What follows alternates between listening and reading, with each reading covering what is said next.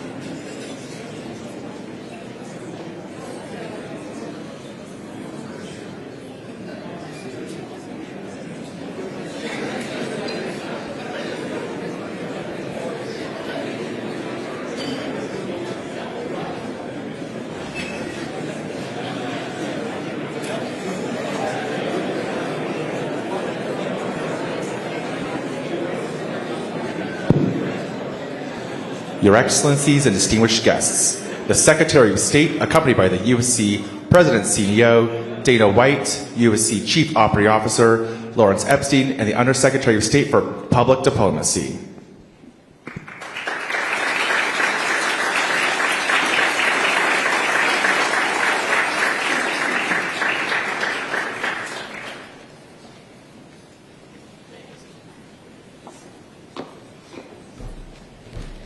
Good afternoon, and thank you for joining us. Thank you to our diplomatic corps partners, thank you to our colleagues from the White House, and thank you especially to our guests from UFC and TKO for being here for this historic moment. When you become a diplomat, you hear the phrase convening power a lot, and that's basically diplomatese for bringing people together. And it is axiomatic and obvious that sports brings people together.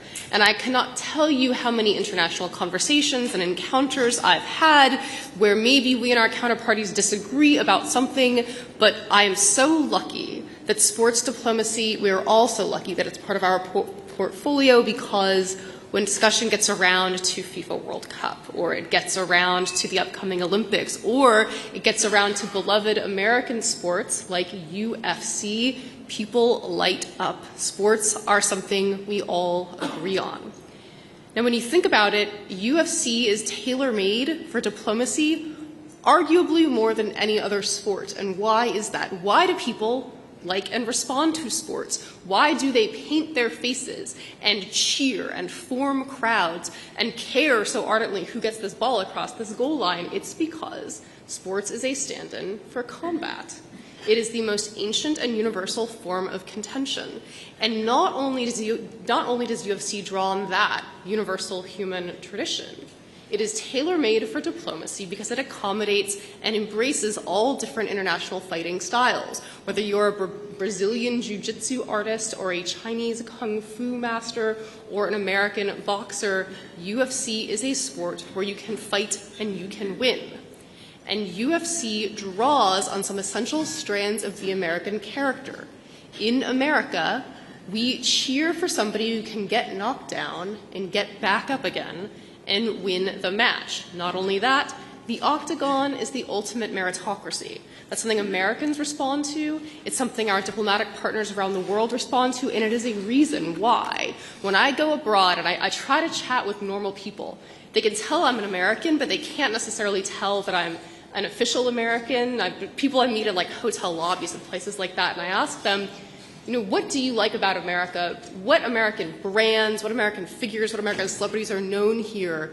I cannot tell you how often UFC comes up. And so, frankly, the only mystery is why we didn't do this partnership sooner. But I think a real focus of this administration, a real productive and successful focus of this administration, has been expanding and doubling down on our sports diplomacy portfolio. We have a great MOU with the NFL, just like this one, and we couldn't be more thrilled to add UFC to our roster. So with that, it is now my honor to introduce UFC's Chief Operating Officer, Lawrence Epstein.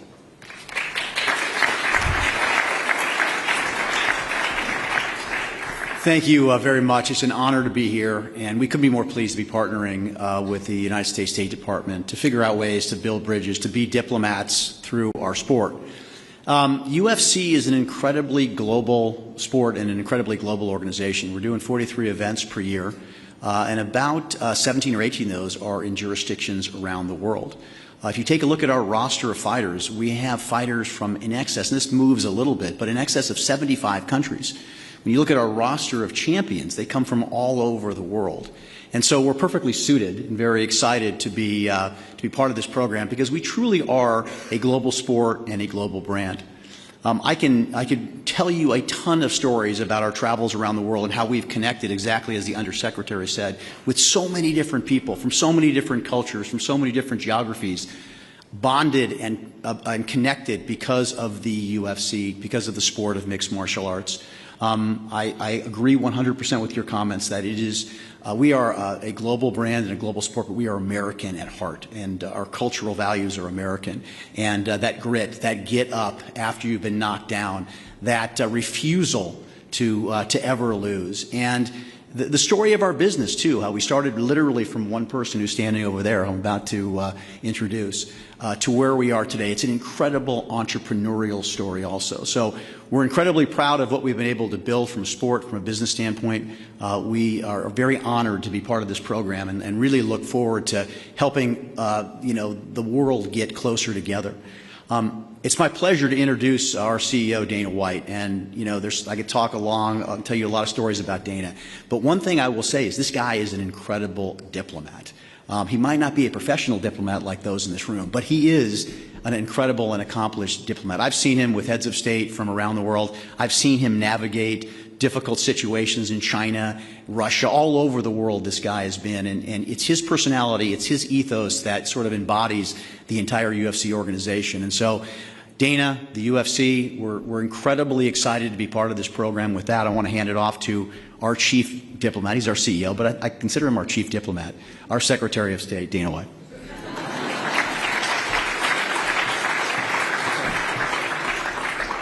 Thank you, everybody. Thanks for coming today. I don't know how I could say it better than those two did, but obviously we come from very humble beginnings when we first bought this company 25 years ago. And we believed at that time that this thing would work everywhere and would work all over the world. I've always had this philosophy that, thank God, ended up being true. It doesn't matter what color you are, what country you come from, what language you speak, we're all human beings and fighting's in our DNA. We get it and we like it. I've laid in my hotel room in England many times trying to figure out cricket. Never going to happen, but fighting in any language, as humans, we all get it. And what's been fascinating in our run over the last 25 years is how, when we go into these different countries, presidents of the countries or royal families from these different countries, everybody loves the fights. And more importantly, if somebody looks like you, talks like you, and comes from where you come from, and they're looked at as the best in the world when it comes to fighting, the entire country rallies around them, and it's a pretty powerful thing. So I want to thank Secretary Rubio for all of his support, and like Lawrence said, we are absolutely honored to be here and to be a part of this. Thank you, everybody.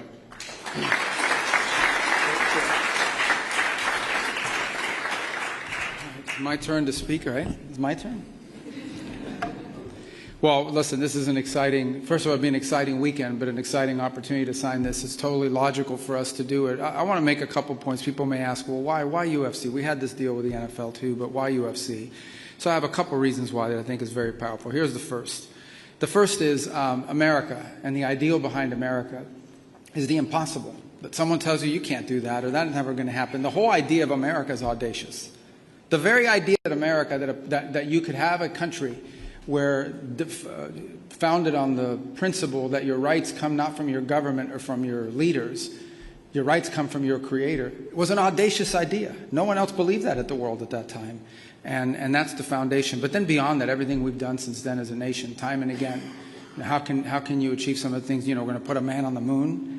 When President Kennedy announced that we were going to put a man on the moon and return him safely to the earth, no one thought that was possible, and we did it. We are a nation founded on doing what no one else dared to do and no one else aspired to do. And at some level, that's what this whole company, what UFC has been.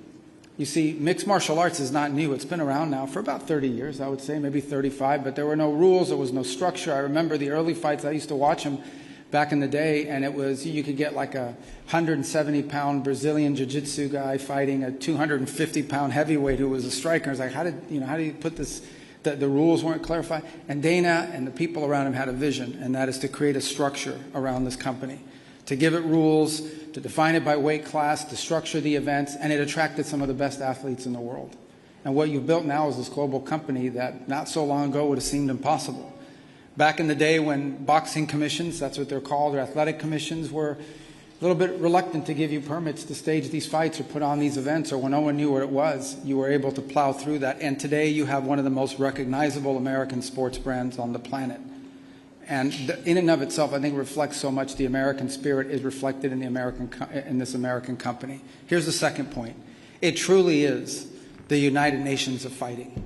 If you think about the number of countries that are represented, and I think that roster will continue to grow, Lawrence, I really do. I think the number of people and champions you're going to get from around the world will continue to be added.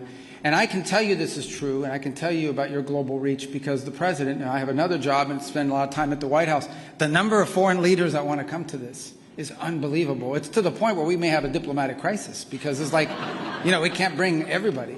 And so they follow, and some of them don't even have a fighter in the fight from their country. They just want to come because they are fans of the sport and they follow it. But to be honest with you, some of the countries that are represented in these fights, most Americans, because it's not their job to track this, have never heard of that country in their life. Have never heard about their country, have never heard about that person, where they came from, until they saw a fighter from that nation step into the ring. And between that and the bios that sometimes come with the profiles leading up to the fight, it is also educating Americans about cultures, societies all over the world. The third is the power of convening. We have very few things left in our society, and I would say in the world, that convenes us all. We are so divided by so many different things. We get our news from different places. We follow different accounts online. We do everything separate from one another in this country, and I would say increasingly around the world. We are so polarized. There are only a handful of things that bring people together in one place at one time, united by their interest in one thing. We need more of those. We need more of those forums and those settings in which we can bring people together to enjoy something together and find something in common. And if you've been to UFC fights, and I've been to many, and you look into the crowd, the crowd is as diverse as you can imagine. And I'm not talking about ethnic background. I'm talking about economic background. I'm talking about social background. I'm talking about geographic. This is one of those few things we have left in our country, and I would say in the world, that brings so many people from so many different places, so many different backgrounds, and so many different points of view together for a few hours to enjoy one thing in common. And the bonding power of that is incredible. And it's something we want to share with the world, which is why making this sports diplomacy such an important agreement we're going to sign today. The last point I would make is it is my view, and I am very impressed by a man who's 6'9" or 6'10" that can run like a gazelle and dunk a basketball. Although if you're 6'10", the rim is only 10 feet tall, so you're more than halfway there. But I think NBA players are incredible athletes. I always say that there are plenty of people in the NBA that could play in the NFL, and I love the NFL, but I don't think there are very many people in the NFL that could play in the NBA. But it is my personal view, that some of, if not the greatest fighters, some of the greatest athletes in the world are the men and women on your roster. Because it doesn't just involve endurance and strength, it involves physical courage, it involves the ability to fight through pain. In fact, was it in Miami a few weeks ago? We were watching one of the fights, and I don't want to call anybody out, but I think the guy, did he tear his ACL in that the last fight? His knee was hurt. Like, he would not have made it to that second round. And he scored in the last 30 seconds a knockout. You think about the courage. Like if I tear my ACL, like I'm done, right? Most people, like you tear your ACL or you blow out your knee. He blew out his knee. You're done. And this guy went another 2.5 minutes with a blown out knee and scored a last-second knockout. Because if he probably doesn't even make it out of the corner in the second round because he's in danger with a lame leg like that. Think about the courage that takes. Think about how inspiring that is for the crowd to see something like that. It speaks to the human spirit. And you very rarely get to see that anymore in many of the sports. And it's not a criticism of any of those sports, but it's a testament to this one. And why we're so excited, not just about Sunday night, but we're excited about what this brand means about America's ability to expand and reach out to different parts of the world. You will see these cards, you're hosting them in 17 or 18 different jurisdictions. That's going to grow, in my opinion. And as you grow more countries that you go to and do this, but in the end it will be an American company and an American brand that's bringing this sport, even though it may be their fighters, bringing this sport to those places. And that is the definition of American soft diplomatic power. And so we're excited to sign this today, and we're really excited about Sunday. We're never going to see anything like that again, guys, ever. I was there late last night. They were testing the pyrotechnics. I'm not going to give away anything other than to say they work. It was good. Secret Service wasn't as excited by the explosions, but everybody else. And what they built out there was phenomenal. We'll never see it again. Although the president's threatening to leave it permanently. You heard that, right? He's threatening to leave the gym. Just don't know. Maybe, we'll just host weekly fights between people in politics, and and settle our scores that way. But all kidding aside, Sunday is an unbelievable, historic, I think never to be repeated until next year experience for the American people to be able to see a sport. This is where I want to close. And I made this point earlier. We were doing a little interview about it. The White House is the people's house. It belongs to the people of the United States. The American 250 celebration belongs to the people of the United States. And there are millions and millions of Americans from all walks of life that are not necessarily attuned to politics or the financial markets or anything else, but they love the sport. And every Saturday, if you got a big event once a month, they're tuning in and they're watching and they host it. For them to be able to see this event with their White House in the background as part of our celebration as a country in our 250 years, I think is a gift to the American people. That's what Sunday is about. It's a gift to the American people. They're going to see their White House in their capital on their nation's birthday celebrating with a historic event. We could have had a band, and we have great bands. We could have done a Shakespeare in the Park production. There are a lot of things we could have done with it, but this one will have people watching, probably over, 1 billion people all over the world. 1 billion people all over the world will be watching America celebrate its 250th birthday with the White House in the background and some of the best athletes in the world in that octagon. And we're happy to be a part of that, and we're happy to be a part of all the things we're going to be working on together in the years to come. So thank you guys. Thank you guys for covering it. Thank you guys for coming. The State Department, a lot of people here work at the State Department. We have members of the Diplomatic Corps. They get invited to a lot of meetings, but not many like this one. So this is great. Thank you. All right.